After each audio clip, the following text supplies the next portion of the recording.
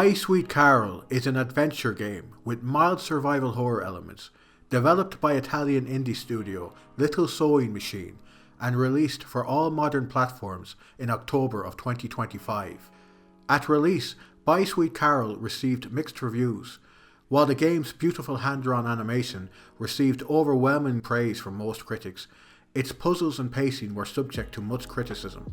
From the moment I first saw Bye Sweet Carole, I knew it was a game I'd be picking up day one for its art style alone. There are very few games that tap into this era of animation, and even fewer that won't drive you to commit manslaughter. My interest in the game only increased once I learnt that Chris Darrell was leading the project. This dude, aside from being a bona fide dilf, also brought us the first and only Remothered game.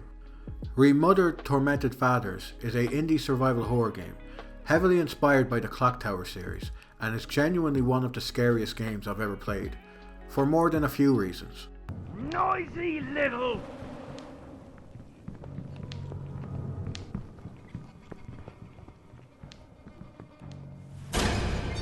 Still here?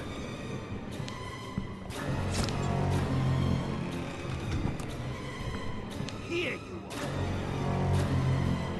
Stop, you stupid bitch!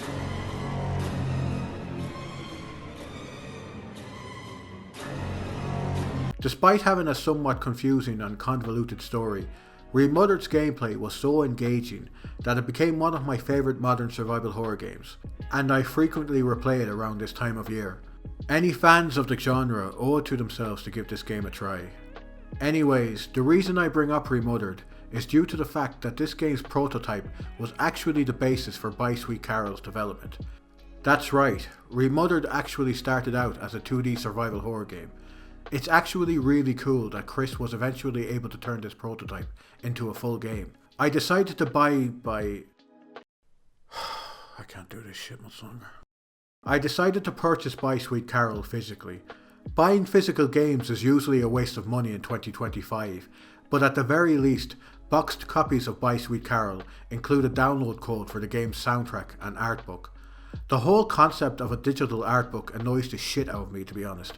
It's like viewing a load of images on Google, except you have to pay for them for some reason. At the very least, this art book almost doubles as a developer diary of sorts, and since there's so little information about the game's development history online, this book served as an invaluable resource while writing this review. You'd imagine a game released in 2025 would be full of AI generated bullshit, but Bye Sweet Carole is a wonderful exception to the rule. All art in the game was fully hand-drawn over the course of 4 long years, without any use of AI. That alone makes the game worthy of your money, in my opinion. I should point out up front that most of the footage shown in this review will be spoiler-free and from the first half of the game. However, at some point I will need to show some footage from later on in the game to demonstrate some bugs I encountered, but I will keep such footage short and to the point. Bye Sweet Carole begins with a beautiful hand-drawn cutscene where a narrator fills us in on the backstory of our protagonist Lana. We learn that this young girl's mother recently passed away, and as such, Lana was sent off to Bunny Hall Orphanage. There, she forms a friendship with a girl named Carole. The next scene is like something straight from a classic Disney film. Why is that bluebird? One of those unbelievably racist classic Disney films. Lana finds herself in a beautiful garden, where she soon finds a letter containing the name of her friend, Carole Simmons. At this point, control is handed over to the player, and we are given a nice peaceful area to get used to the game's simplistic controls. Your main objective during this opening section is to retrieve Carole's letter from a nearby tree.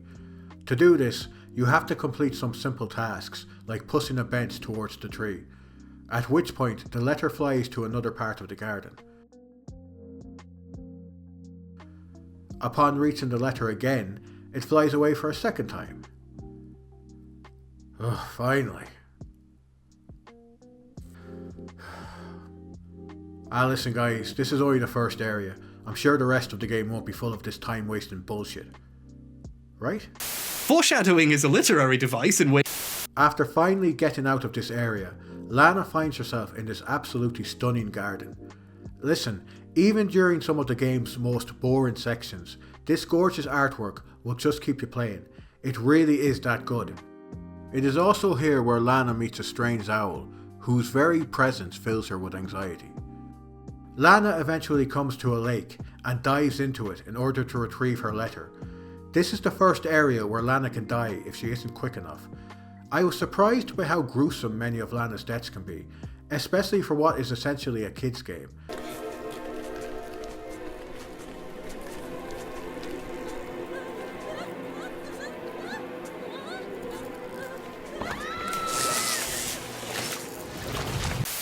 It has to warm up. Why? So it can kill you. In fact, this section in particular reminded me a lot of Heart of Darkness, which is one of my favourite cinematic platformers. Bye Sweet Carole actually feels quite similar to Heart of Darkness at times. It was also during this section that I realised something else about Bye Sweet Carole. Wow, there are really a lot of QuickTime events in this game. This cave section in particular is positively rife with them. It's not even that I'm against QTEs as a premise. I even think they can be a fantastic inclusion when used properly, as the early God of War games aptly demonstrated. However, they should never be a replacement for actual gameplay, and these early moments in Bye Sweet Carole had me very apprehensive about how the rest of the game would play out. Thankfully, QTEs are kept to a minimum after the prologue. Anyways, after emerging from the cave, Lana is chased by a mysterious man named Mr. Kin, while explosions go off around the area. The reason behind these explosions is not yet known to the player, but their meaning will be made crystal clear by the end of the game. The ground gives way below Lana, and she falls into a deep hole. Just as everything seems lost, she awakens in class, seemingly having been dreaming the entire time.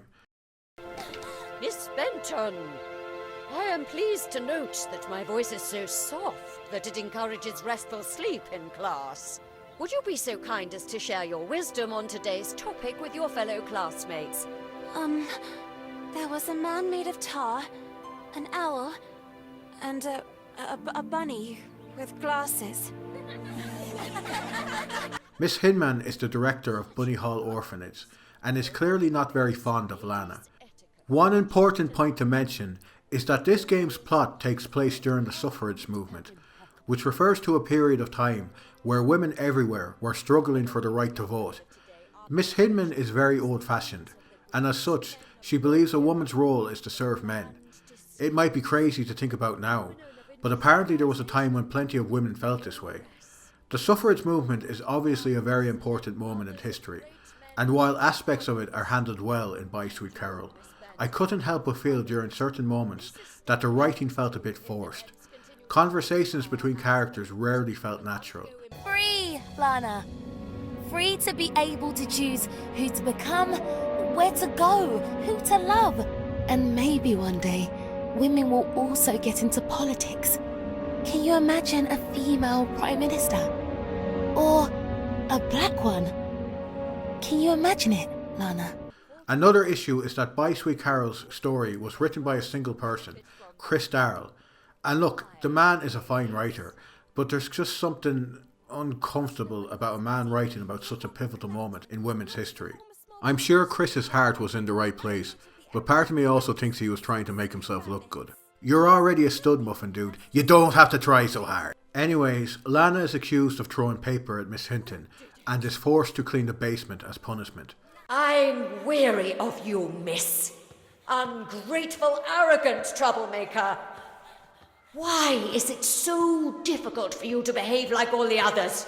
Man, they were determined to get their money's worth out of those 5 frames of animation, weren't they? So this is the game's first proper puzzle section.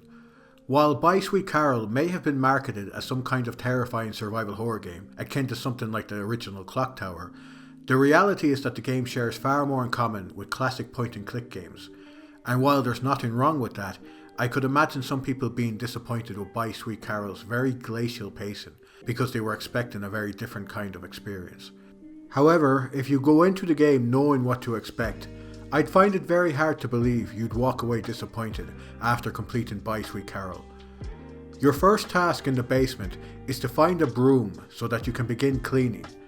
To reveal the broom's location, You simply need to let some light inside the room. Where the heck did the broom go?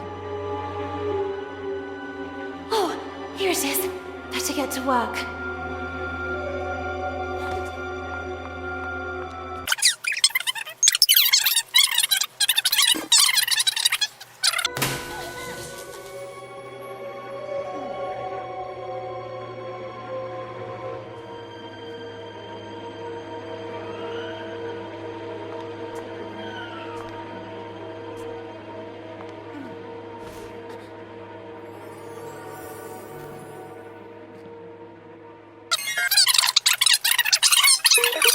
Get on with it. Yes, get on with it! While exploring the area, Lana encounters a strange figure in a raincoat. Don't know if it was intentional, but I got some strong dark water vibes from this guy. Lana decides to chase after the figure in the raincoat. Very, very slowly.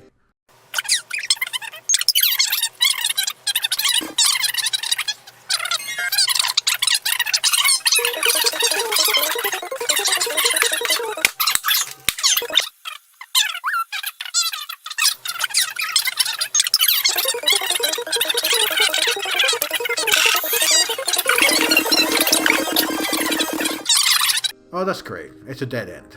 Well, guess I better head back the way I came.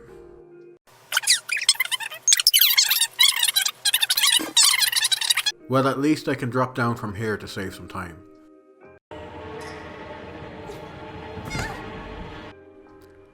Okay. Alright, well at least the developers were merciful enough to let you drop down from ladders.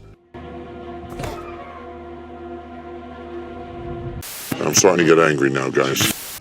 Eventually, Lana discovers a mousetrap, as well as the key while exploring the area. It's at this point that the owl from earlier shows up and prevents us from accessing certain areas of the basement. So our main goal right now is to get rid of this f***er. Opening the toolbox gets us a screwdriver, with which we can remove those wooden boards we found upstairs.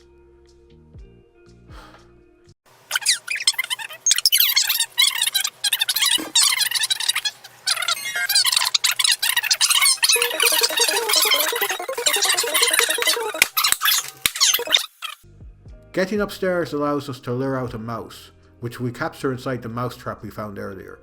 This is useful as we can use this mousetrap to distract the owl. However, instead of just placing the mousetrap in an area where the owl would be distracted, she just gets the damn thing to chase her around the entire fucking area again. Are you starting to get an idea about why some people might be put off by this game? Its pacing is positively atrocious at times. When I first saw the trailer footage for By Sweet Carole, my initial thought was, wow, how is such a small indie studio going to create an entire game using this gorgeous hand-drawn art style? Well, unfortunately the answer is with lots of padding. By Sweet Carole loves to waste your time every opportunity it gets. Even tiny areas like this can take nearly a half hour to complete. Now don't get me wrong, there are still plenty of fantastic moments throughout the game, and overall I would say the highs outweigh the lows. But man, if you don't think you'll have the patience for this game, judging by what you've seen so far, just don't bother, it doesn't get much better from here. Eventually we dispose of the owl and use the screwdriver to open a vent that mercifully allows us to enter a new area. Lana is also kind enough to let the mouse go. You have been a great help to me. Go, you're free. Which shows just how loving and caring. A few moments later. No! Why did you kill it? In the next area, Lana encounters a mysterious boy she's never seen before. It seems like he was trying to burn a letter from Carole, and as such, Lana wastes no time in finding a way to put out the fire in order to retrieve the letter. Nah, just fucking with you. She of course instead needs to deal with a whole lot of puzzle wankery first, including this very confusing timed gate puzzle that I could see stumping a lot of players, so I'm just going to give you all a little hint here. If you drop off this balcony like so, it will immediately kill you. So instead what you have to do is hang from the balcony to decrease the height you fall from. While this might sound obvious, you are never explicitly told you can hang from ledges, and this is literally the only time in the game you need to do so it's just something to keep in mind. Eventually, Lana finds a way to put out the fire and retrieves the letter. The letter is concerning Carole and her plans to leave Bunny Hall Orphanage. Of course, since Carole is Lana's best friend, it would make sense that she would be a bit upset upon reading this letter and discovering that Carole intended to leave the orphanage without her. While reading the letter, Lana gets distracted by a voice coming from the darkness and loses the letter to that fucking owl again. The voice turns out to be Mr. Kin.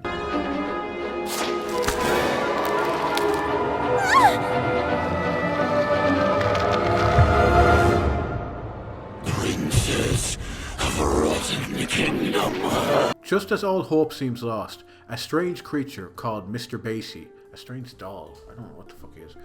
A strange creature called Mr. Basie rescues her. This whole cutscene just looks phenomenal. You see what I mean about the game always somehow redeeming itself, even when it's been pissing you off for the last half hour.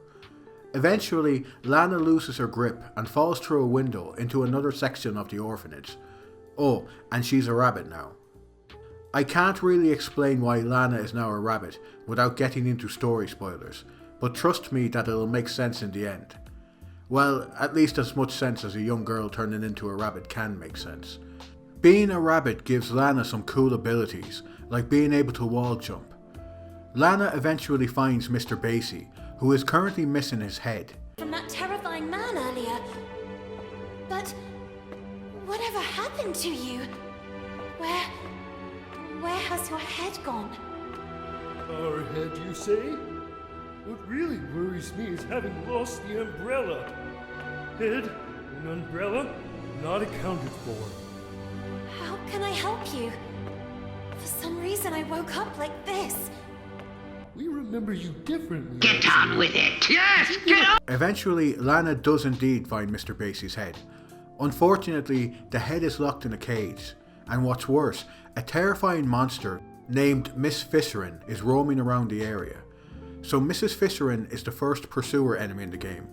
Pursuer enemies will chase after Lana and attack her if you let them get too close. Lana needs to avoid getting attacked by Mrs. Fisherin at all costs, lest she lose 5% of her health? To avoid this, it is encouraged that you use stealth to sneak past these guys. But here's the major problem with Bye Sweet Carole's enemies. They pose no challenge whatsoever. Most of these monsters can attack you 3 or 4 times in a row and still not kill you. And what makes these encounters even more piss easy is that your health will eventually regenerate after a set period of time. So unless you are actively trying to die, these pursuer enemies are nothing more than a momentary nuisance. Another annoying aspect of these sections are the breakable objects. So while exploring the orphanage, you will occasionally find these objects that will begin to wobble as you approach them. If you run while near these objects, they will smash, and the noise will instantly draw the attention of any pursuer enemy nearby. The issue with these dickheads investigating every little sound is that they simply won't piss off, regardless of how long you wait. If an enemy enters a room you are in, they will never leave that room until you draw them away to a different area. This means a lot of waiting while the enemy walks back and forth and back and forth. Honestly, most times it's a better idea to simply get caught on purpose, because it speeds these sections up massively, and it's not like most enemies in the game are much of a threat anyways. Bye Sweet Carole's lack of challenge definitely hurt the overall experience for me. It was very hard for me to feel scared by any of the game's villains, when it felt practically impossible for any of them to actually kill me. In fact, the vast majority of my deaths were from accidental falls or screwing up platforming sections. It's unfortunate because the developers clearly put a lot of work into showing this young girl dying in several horrific ways, so it's a shame most players will never get to experience them. Isn't he a lady killer? Acquitted. It might be controversial to say, but I believe that for horror games to truly be scary, they have to be challenging. If you don't feel threatened by the monsters chasing after you, the developers have failed in creating a compelling horror experience. If you don't believe me, there is one challenging monster encounter in Bye Sweet Carole, and it's easily the scariest sequence in the game. At one point, Lana finds herself in a sewing room, where she encounters this terrifying creature with a large red eye. If this thing grabs you, it's an instant game over, which massively adds to the tension you'll feel running away from it. That's not to say this section can't be frustrating, because it certainly can be, especially when the clunky platforming controls fuck up your entire escape and you are forced to replay the sequence again. But I can confidently say that this area was the only time during the entire game where I felt even mildly tense. Again, approach By Sweet Carole as a horror experience and you are going to be disappointed. As I mentioned earlier, By Sweet Carole has far more in common with early point-and-click adventure games than it does with survival horror games, which is why it's kinda disappointing to admit that most of the puzzles in the game are a complete waste of time. That's not to say they are all bad though. A puzzle later in the game where you are required to combine chemicals in order to make some oil is very clever and will probably stump a lot of players for some time. However, the vast majority of puzzles feel like they were designed with young children in mind, which would be fine, except By Sweet Carole isn't exclusively a children's game. It's rated 12 over here in Europe, and teen in America, and I reckon even most 12-year-olds would scoff at these brain teasers. A piece of paper with a rabbit, a kite, and a hat on it. Oh, I wonder what the combination could be. They even repeat the same puzzle later on, only with numbers instead. Again, puzzle complexity does increase as the game progresses, but by the time it does, By Sweet Carole is nearly over. It's not an incredibly long game either, clocking in at only 6 or 7 hours. Anyways, getting back to the game, Lana is eventually able to free Mr. Basie's head from his cage, and this is where we're introduced to a new playable character. Mr. Basie. Mr. Basie does a good job mixing up By Sweet Carole's gameplay. This dude can jump, detach his head, and even attack enemies. That's right, By Sweet Carole actually has a combat system. It's a bad combat system, it barely works.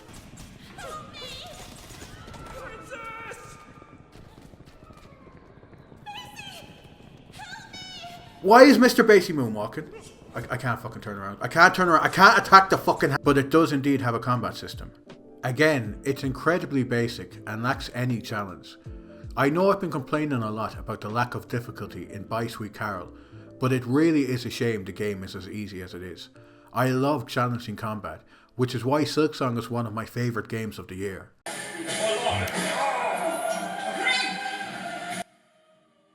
Alright, two of these fuckers. You shouldn't have. You really shouldn't have. Got hit. That's grand. Hit again. No invincibility frames. That's fantastic. Oh, I'm dead. I love this game. Oops. I accidentally fucking closed it. Oh, what the fuck am I doing? What am I fucking... Mr. Basie is a more interesting character when he's being used to solve puzzles. For example, detaching Mr. Basie's head gives him access to some cool abilities. He can be set on fire and can even generate electricity. He's even able to squash himself, allowing him access to enclosed spaces. He's a good inclusion, and more importantly, doesn't outstay his welcome. The emphasis is always on Lana and her story. So from what I've said so far about By Sweet Carole, it would be easy to think that I'm not the biggest fan of this game. But honestly, the complete opposite is true. By Sweet Carole is one of my favourite games of the year. Yes, the puzzles and overall gameplay are a little disappointing, but the animation, music and story easily make up for these shortcomings. I've talked about the animation enough already, but it can't be overstated enough how unbelievably gorgeous this game is. I won't spoil any of it here, but the final hour contains some of the highest quality animation I've ever experienced in not only a video game, but any form of media. In fact, the only issue I have with the animation is that there are a few brief cutscenes towards the end of the game where the quality of the animation takes a nosedive. These scenes are few and far between, but you can tell that the development team clearly didn't have as much time as they would have liked to polish everything up. Regardless, the fact that an indie studio was able to produce something of this quality at all is mind-blowing to me, so I'm happy to forgive a few rough edges. However, even if I can forgive a few animation snafus, I can't forgive the overwhelming amount of bugs in this game. Many of them are harmless enough, like an enemy getting stuck in the environment, but some of them can soft-lock your game if you aren't careful. During my second playthrough, this combat sequence would not end, regardless of how many enemies I killed, and so I needed to restart the game in order to proceed further. Likewise, at one point, Basie would not enter this dumbwaiter, soft-locking the game. I consider myself lucky, however, since many reviews I've read online had to restart the entire game due to the severity of the bugs they encountered. I'm sure these issues will be patched over time, but as of right now, maybe wait for a patch or two before purchasing the game. Buy Sweet Carole's story is probably its biggest strength. Yes, some of the dialogue definitely felt forced and more than a little cringy at times, but the last few hours are so strong that I was honestly nearly tearing up by the end.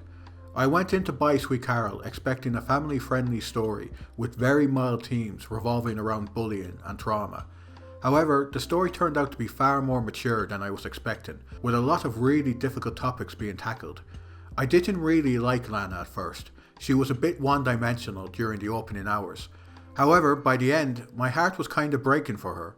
She deals with a lot of devastating shit throughout the game, and has to come to terms with the consequences of some of her actions in the past. Without spoiling anything, what I grew to love about Lana is that despite the fact she's a good person at her core, she still has flaws like anyone else. She gets angry, jealous, and acts selflessly at times, and her actions occasionally lead to some devastating real-life shit. However, instead of getting her perfect happy ending by the game's conclusion, Lana instead needs to accept the consequences of her actions and learn how to let go. It's kinda heartbreaking to be honest, but so incredibly real. Not every story gets to have a happy ending. Sometimes people fuck up. They say or do things that they are unable to take back later. There are consequences to all of our actions, regardless of whether we're good people behind it all. So yeah, that's Buy Sweet Carole. I can't say that the game is perfect. There are too many simplistic puzzles, game-breaking bugs, and boring enemy encounters for me to wholeheartedly recommend this game. In fact, I can imagine a lot of people utterly despising the game. However, if you are able to look past Buy Sweet Carole's few issues, you will find the game positively overflowing with passion and creativity. I was fairly certain that Buy Sweet Carole's art style was going to be the only real thing going for it, but instead I got one of the most thought-provoking and heartbreaking stories I've ever experienced in a game. The thumbnail for this video includes the tagline, "A flawed masterpiece," and trust me, I hate writing such tired taglines. But honestly, the line just fits for Buy Sweet Carole. It is the definition of a flawed masterpiece. It's easy, beautiful, repetitive, engrossing, boring, exciting. I went through almost the entire spectrum of emotions a human is able to feel while playing this game. But I mean that as a positive. It's always a good thing when a game is able to make me feel something. Buy Sweet Carole is an incredibly flawed game, but it's also one of the most interesting and unique games released in recent memory. And I don't know about everyone else, but I take that over any of the AAA slop being released these days. Hey everyone, happy Halloween. As usual, thank you for watching my video. I hope you enjoyed it. It took a lot of work, this one, about 3 weeks to get this one finished. So yeah, please remember to like and subscribe if you enjoyed it. Yeah, to be honest guys, I think I'm starting to get burnt out on making these videos. I'm not getting a huge amount of enjoyment from it anymore. So I think I'm going to be taking a break for a while. I have a few scripts written for a couple more games like A Quiet Place and Fear Effect, and I may get them out eventually, but I think in 2027 I'd rather move to maybe doing a few walkthroughs or something again like I used to, because yeah, these videos are really starting to burn me out, and while I appreciate that I'm getting more views than ever, like most of my videos are hitting at least 1,000 views, which I know is no big deal, but it's huge for me. Yeah, it isn't really worth it for me anymore. It's not making me happy. So what I was thinking of doing instead for a while is maybe doing walkthroughs of games like Resident Evil and providing commentary to them, so I can fill people in on the history of the game and why I love it so much, that kind of thing. Something a bit more easygoing. I suppose the second thing I want to talk about is some of the stuff I've been playing recently, because there's no way I'm ever reviewing this shite. So I finally decided to pick up Croc. He recently got a re-release in the form of Croc Platinum Edition. Remember Croc? Well, he's back in Platinum Edition form. Yeah, the weird thing is this edition adds time trials, which actually makes the game a lot of fun. I even learned how to do the weird floating move, the glitch that allows you to float through the air, just so I could like destroy the times, and it's actually a lot of fun. So I've been enjoying that immensely. Another game I've been playing a lot recently is Devil May Cry 5. I've been returning to that finally, and yeah, it just makes me realise that it's probably the greatest action game ever made. I played the game a shit ton when it first released back in 2019, but unfortunately 2019 was easily the worst year of my life, and while that game was pivotal in getting me through that difficult year, playing it also reminds me of that time, so I try to avoid it as much as possible. But I've been having a blast getting back into it again. It's like my comfort game, so yeah, it's actually been really helping me out these last few weeks. Aside from that, I've also been playing a bit of Sniper Elite.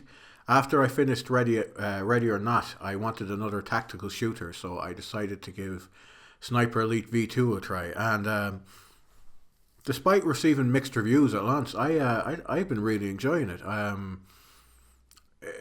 It's just very satisfying when you're able to like shoot someone through the heart from like 2 miles away, and it's even more satisfying when you do it in the game.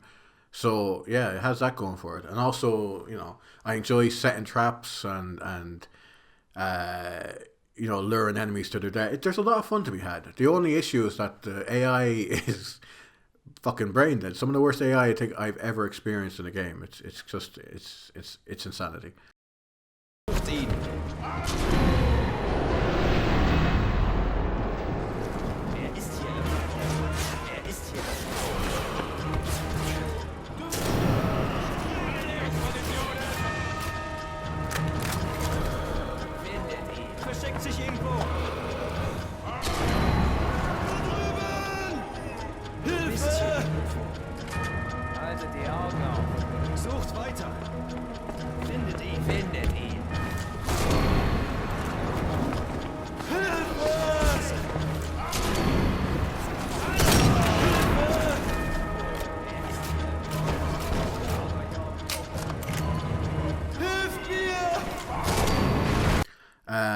The other thing I want to point out is that I finally watched Cowboy Bebop after like 25 fucking years.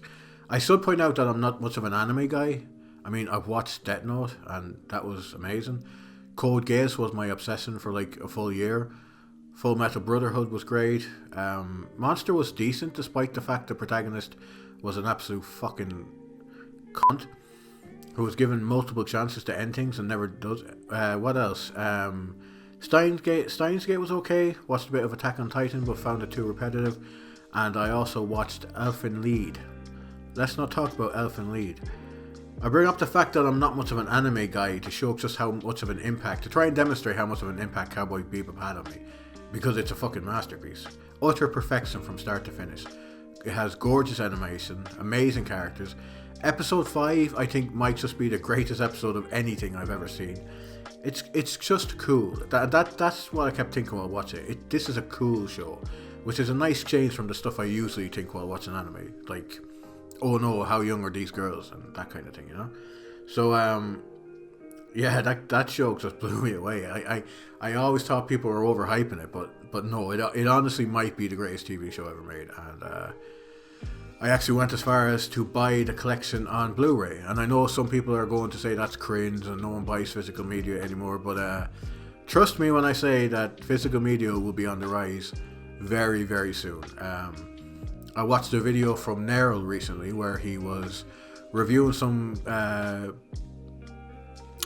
movies, some classic movies like Aliens that got basically upscaled with AI, and it's fucking horrific. Vasquez starts the shot as an amorphous blob before the AI starts to put a mouth on her cheek, then realizes no, that's not it, and puts a cartoon butthole in, which would be a perfect fit for a little corncob pipe, by the way, and then it gives her Pennywise makeup to cap things off. Nailed it.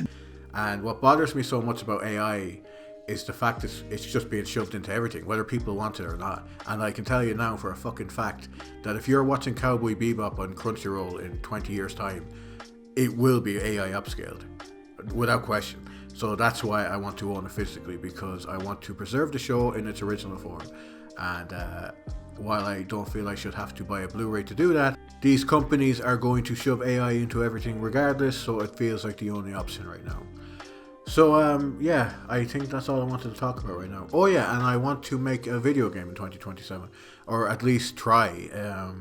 I don't have a huge amount of coding knowledge, but I said if I did it as a part-time thing when I'm not working, it might actually be a bit of fun. I'm thinking of making a survival horror game that's basically like a tactics game. I don't know if you've ever seen Hitman Go, but something like that, except it's like a turn-based game, but you pick up cards, that work as weapons. You might pick up a shotgun, but it only has 3 bullets, and you need to, or 3 shotgun shells, and you need to preserve them to make it through the level and stuff like that. It's basically survival horror. Survival horror was a puzzle game. Yeah, I have some cool ideas for it, but like don't expect that now in the near future. But I feel like in 5 years' time they'll be using AI to create everything. So it's either now or I never get to make a game. So that's something I've also been considering. And aside from that, yeah, that's it. I hope you all have an amazing Halloween, and thank you for all your support, and I will see you soon. Bye.